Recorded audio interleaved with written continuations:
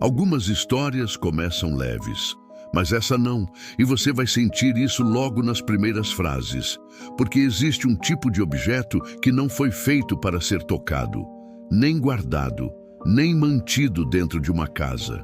Objetos que não carregam apenas história, carregam presença e, às vezes, carregam algo que não deveria estar aqui.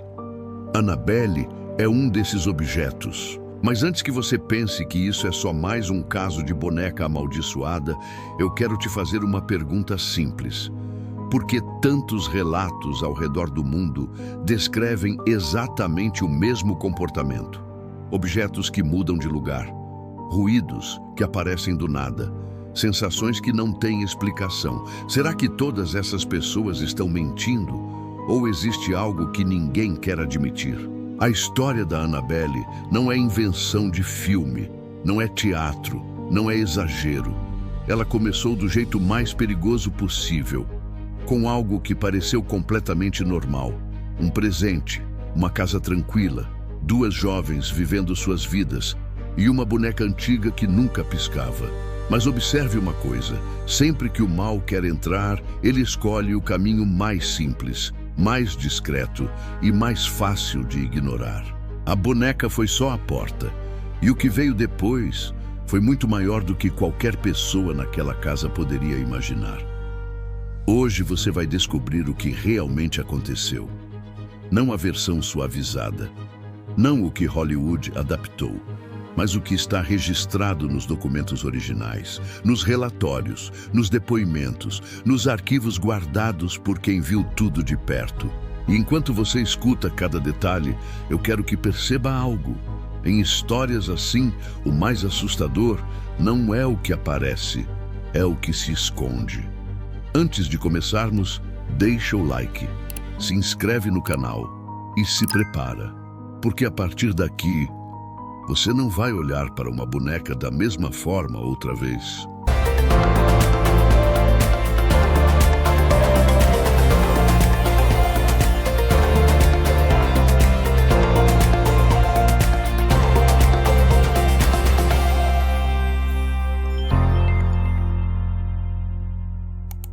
Capítulo 1. Quando a boneca chegou. Você já reparou que alguns presentes parecem errados desde o primeiro momento? Mesmo sem explicação, mesmo sem nenhum motivo lógico. A boneca da dona era exatamente assim, e se você estivesse lá, teria sentido a mesma coisa.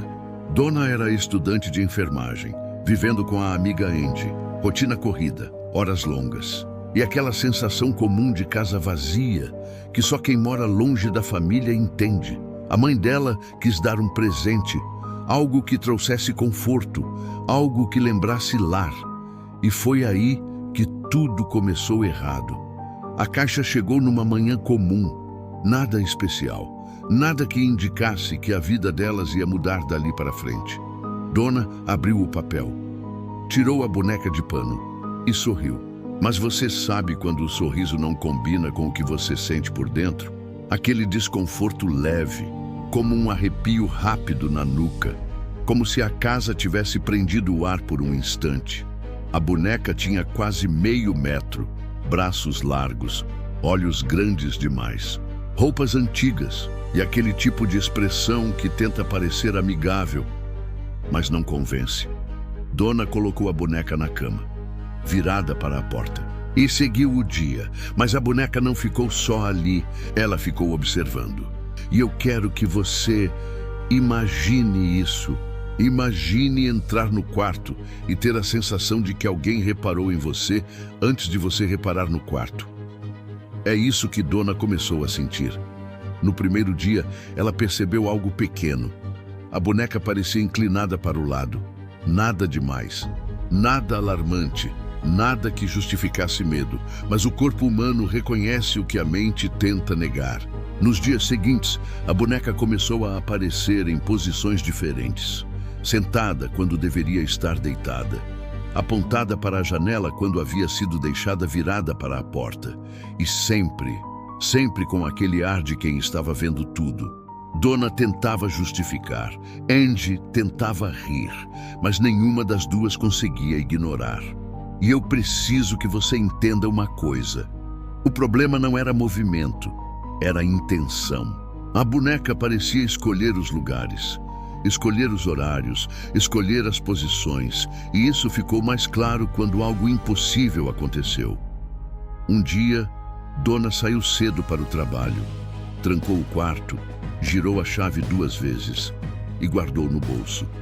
Quando voltou, a porta estava escancarada, o quarto estava gelado e a boneca estava sentada no chão, perto da entrada, como se tivesse caminhado até ali e parado exatamente na linha onde a luz do corredor terminava. Me diga uma coisa, o que você faria nessa situação? Porque Dona congelou. Andy não quis chegar perto.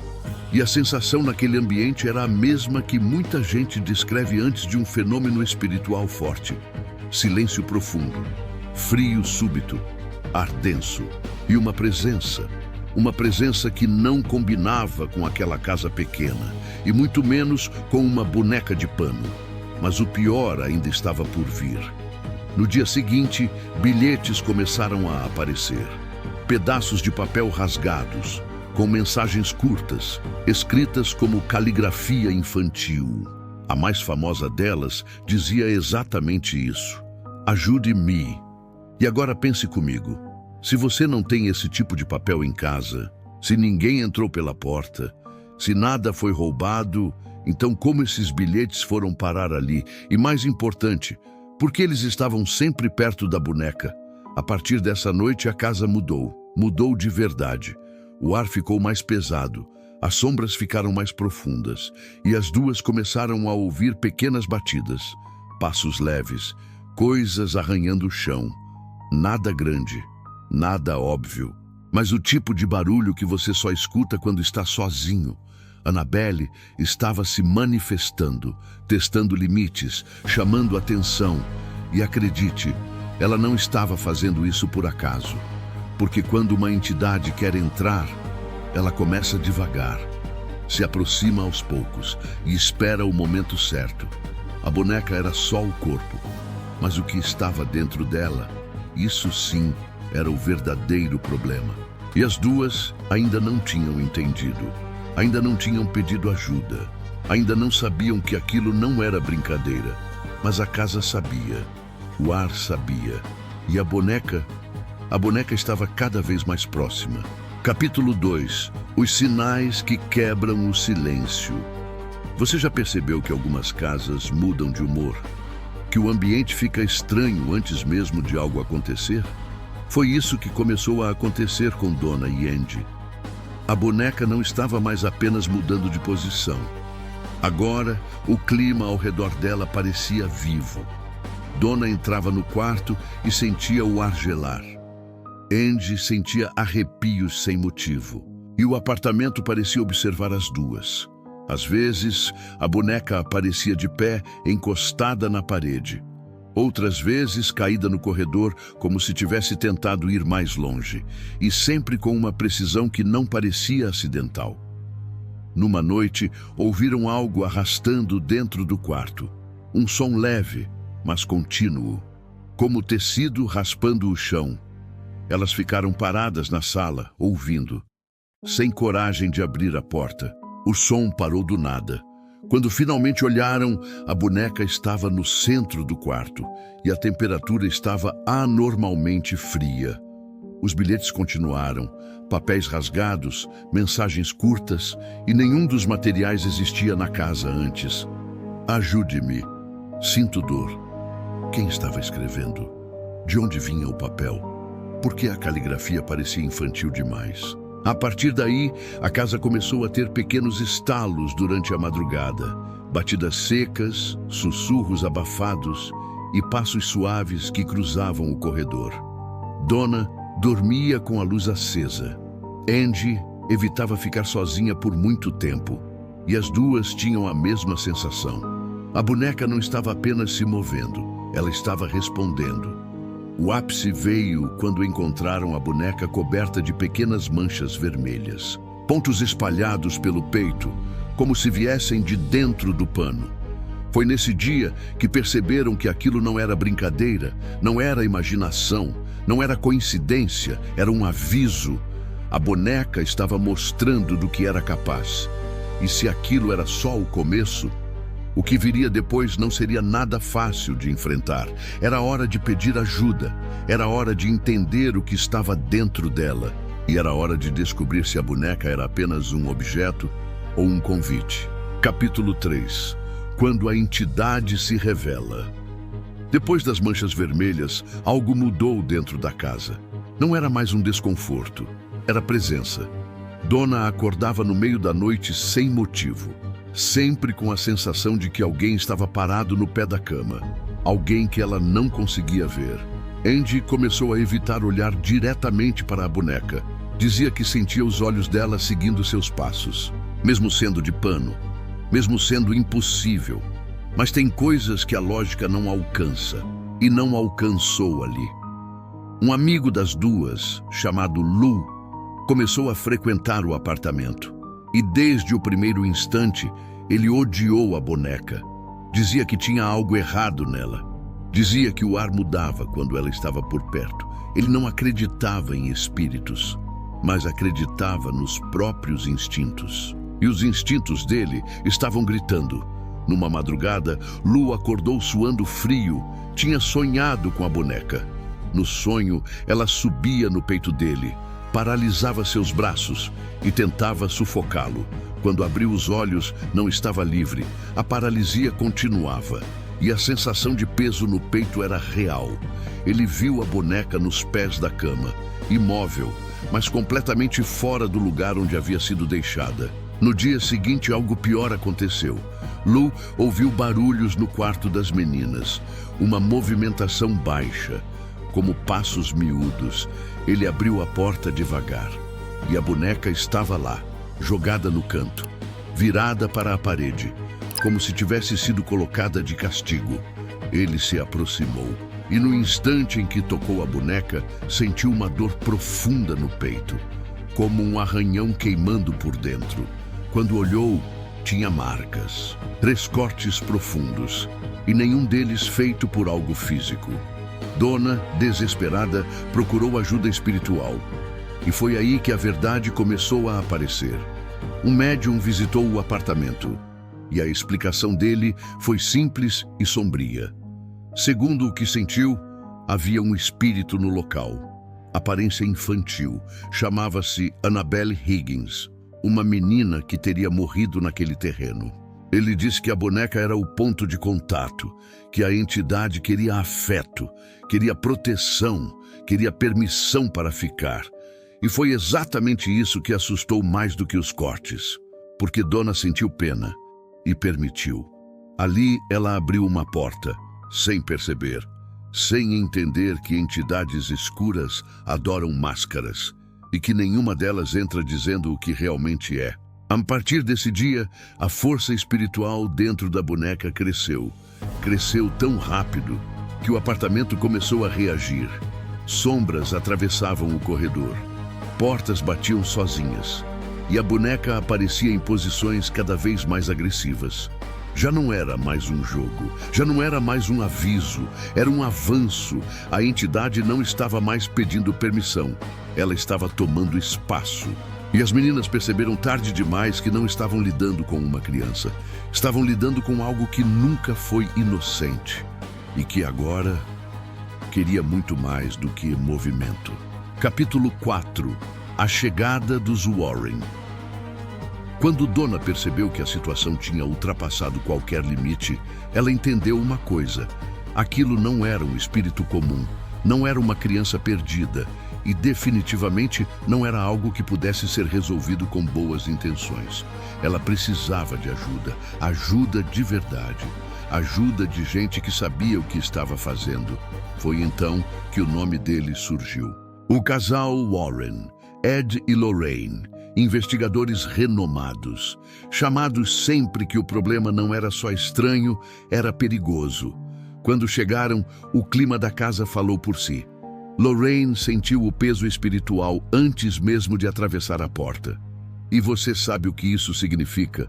quando um sensitivo sente antes de entrar, é porque o mal não está escondido, está ativo.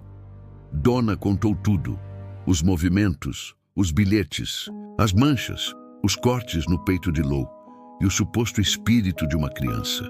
Lorraine ouviu em silêncio. Ed apenas observava a boneca, imóvel sobre a mesa. E então, eles disseram o que ninguém naquela casa queria ouvir. Aquilo não era uma menina. Nunca foi. A história da criança morta, uma mentira espiritual, uma armadilha. Entidades escuras fazem isso, se passam por inocentes, criam pena, pedem permissão. E assim conseguem aquilo que mais desejam: entrar.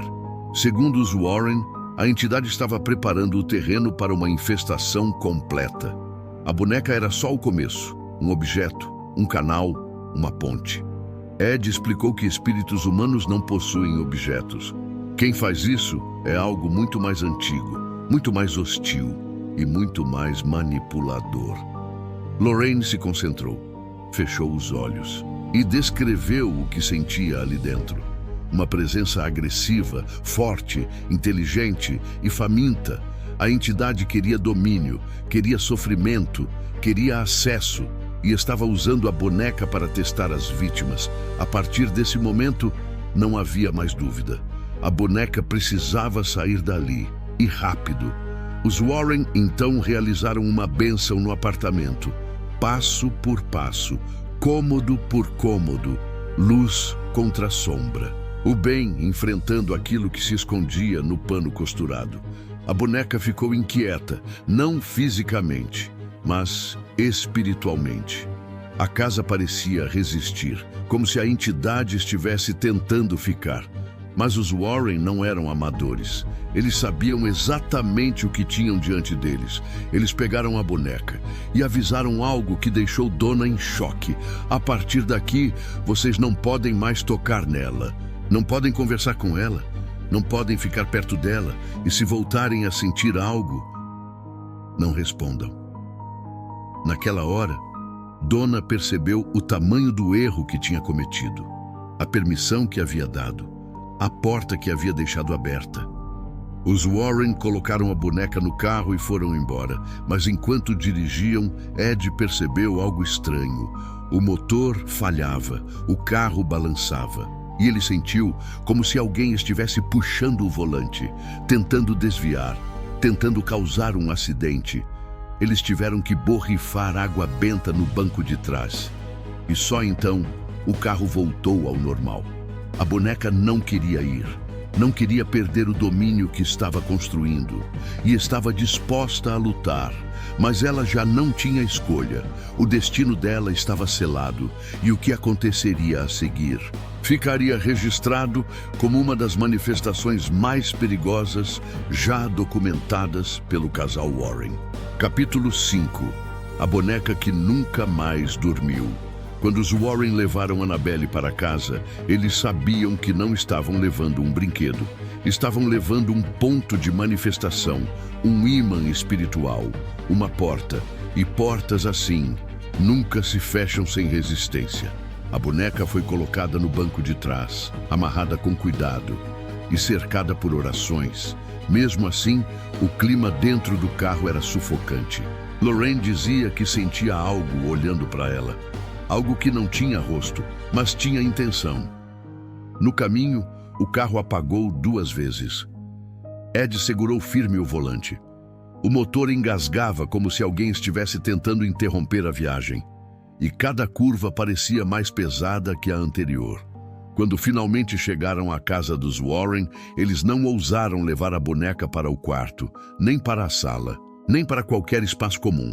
Annabelle foi direto para o porão, onde ficavam os objetos amaldiçoados, itens carregados de energia espiritual, coisas que nunca deveriam ser tocadas, e mesmo ali ela se destacava. Ed colocava a boneca em uma posição. Horas depois encontrava em outra, sem ninguém entrar no porão, sem ninguém aproximar-se. Havia relatos de passos no piso superior, toques na porta, sussurros longos e uma sensação constante de que algo estava esperando o momento de agir.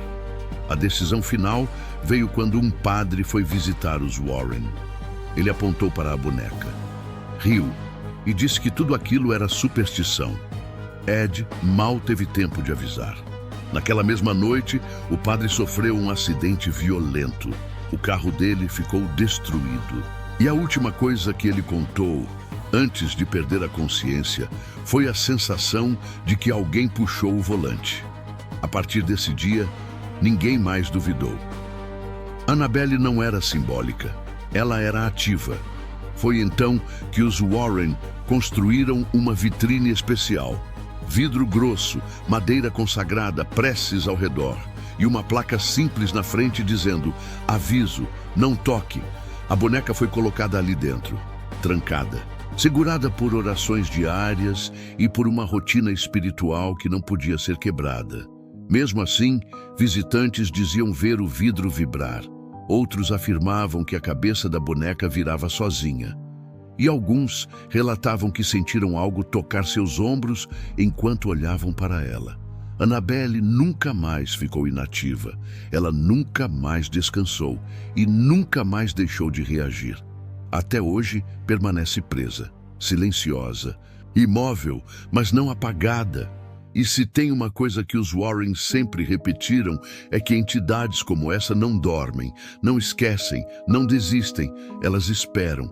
E Annabelle, a mais famosa de todas, continua esperando atrás daquele vidro. Conclusão: o silêncio que a boneca deixa. Depois de conhecer cada detalhe dessa história, existe uma pergunta que ninguém consegue evitar. O que realmente estava dentro daquela boneca? Não o pano, não as costuras, não o sorriso pintado, mas o que habitava atrás do olhar vazio, o que caminhava pelo corredor, o que escrevia bilhetes, o que arranhava, o que tentava entrar, porque histórias como essa sempre deixam rastros. E você sente isso. É impossível ouvir tudo isso e continuar acreditando que objetos são apenas objetos. A verdade é que Annabelle nunca precisou se mover para ser ameaçadora. Ela nunca precisou falar para ser clara. Ela nunca precisou aparecer para ser temida.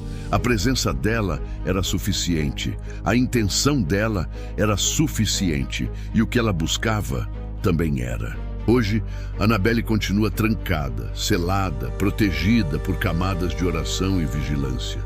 Mas mesmo assim, visitantes relatam a mesma sensação. Algo observa, algo acompanha, algo ainda tenta se aproximar. E talvez esse seja o ponto que mais importa. Algumas entidades não desaparecem, não perdem força, não se cansam. Elas só esperam a chance certa, a porta certa, a pessoa certa. Por isso, quando você ouvir histórias sobre objetos amaldiçoados, ou quando ver uma boneca antiga parada em um canto escuro, não pense apenas no pano e no plástico. Pense no que pode estar por trás. Pense no que pode estar usando aquilo como corpo. Pense no que pode estar procurando alguém para entrar. E agora me diga, depois de tudo o que você ouviu, você ainda deixaria uma boneca antiga no seu quarto? Ou jogaria fora antes de dormir? Se essa história te arrepiou, deixa o like, se inscreve no canal e volta aqui para continuar mergulhando comigo nos mistérios e horrores do desconhecido. Porque algumas histórias assustam, mas outras acompanham. E Annabelle é uma delas.